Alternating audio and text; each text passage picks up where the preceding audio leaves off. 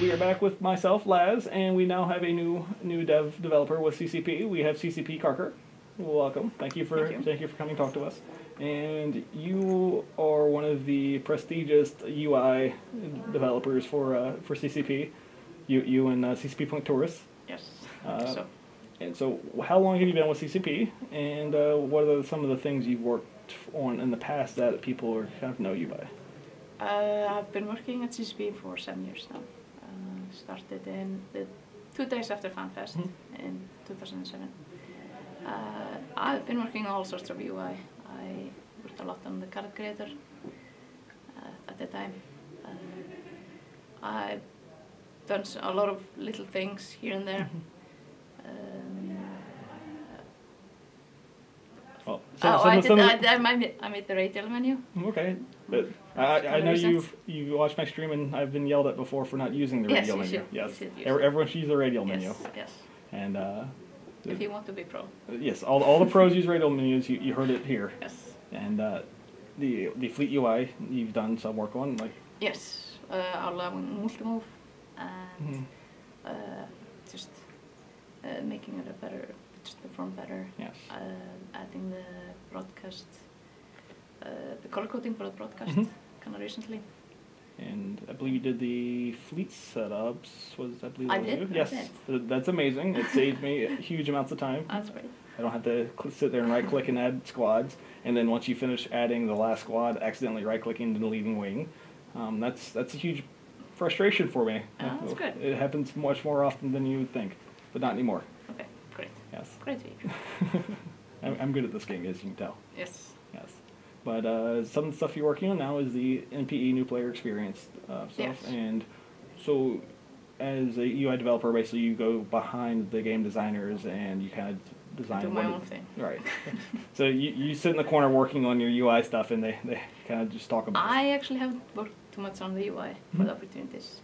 We have another UI programmer on our team. Okay. I've mostly been working on the server side, hooking up the triggers and just persisting the opportunities. And It's been a bit different, but still good. So you've been mainly writing code in the background and making sure that they two mesh. Yeah. And which programming languages do you know? Do I know? Yes. Well, we mostly use Python. At school, I learned some other things. Okay. They're probably completely gone now, but if needed, I would probably pick it up. But we just program in Python. Okay.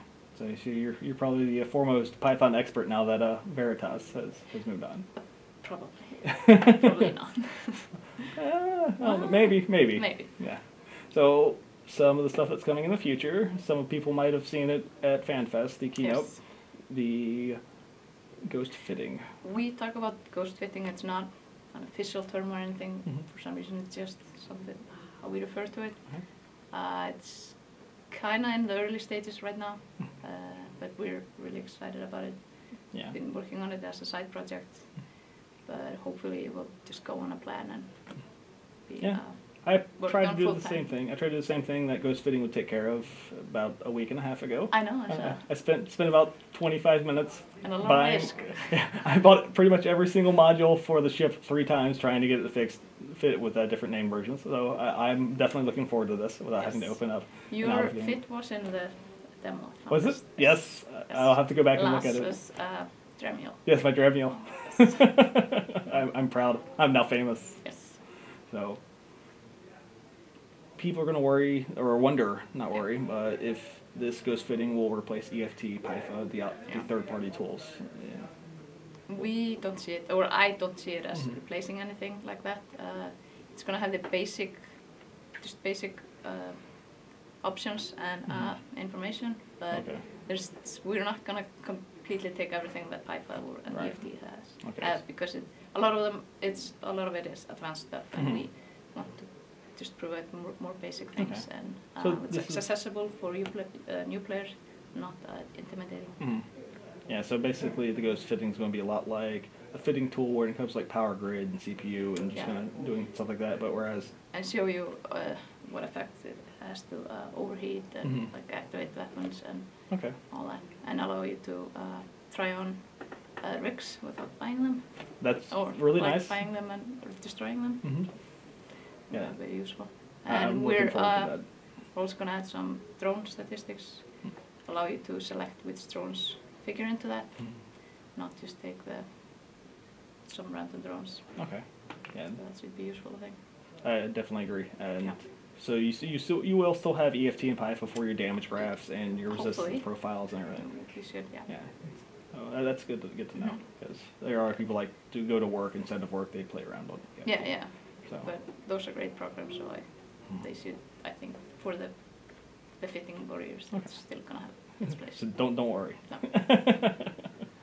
All right. Well, is there anything else you're working on right now? We are releasing a second version of the opportunities tomorrow for 50% of the new players coming in from tomorrow and on. We are just going to see how that goes, and probably some are coming up for that. There are always some small little things I'm working on here and there, but. And one of the biggest things you're best known for is your forum threads, which I believe is named. It is called. The current one is Team Pirate Unicorn. No, not Pirate Unicorn. It's Team Pony Express, which used to be my team. And CCP Karkur, you're our only hope. I did not start it, if you were wondering. Okay.